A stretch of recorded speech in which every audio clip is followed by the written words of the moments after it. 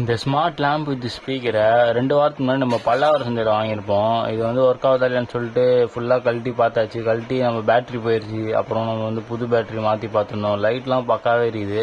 ஆனால் தண்ணிலாம் போட்டு ஷார்ட் ஆன மாதிரி இருக்குது. எல்லா லைட்டுமேலாம் எரியல, 2 லைட் எரியவே இல்லை.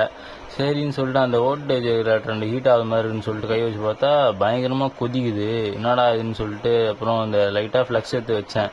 உங்களால் பார்க்க முடியும் எப்படி மெல்ட் ஆகுதுன்னு சொல்லிட்டு. அந்த 4 வோல்டேஜ் ரிலேட்டருமே போயிட்டுருக்குன்னு நினைக்கிறேன். 4மே சரியான ஹீட் ஆகுது.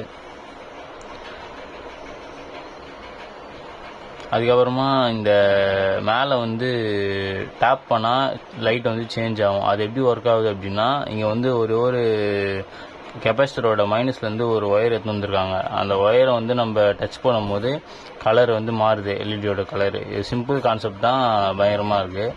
இந்த மாதிரி வீடியோஸ் உங்களுக்கு பிடிக்குன்னா என்னாலும் நம்ம சேனலை சப்ஸ்கிரைப் பண்ணிக்கணும். சப்ஸ்கிரைப் பண்ணலாம், மறக்காமல் சப்ஸ்கிரைப் பண்ணிங்க. அப்படியே லைக் போட்டுக்கோங்க.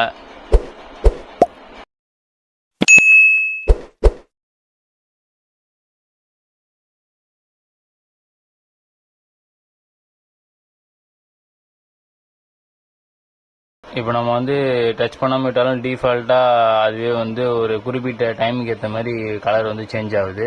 அப்புறம் வந்து இந்த ஆடியோ விஷயமே ஒன்று போயிட்டுருக்கு, லைட்டாக பல்ஜான மாதிரி இருக்குது. அதனால் ஸ்பீக்கருமே ஒர்க் ஆகலை.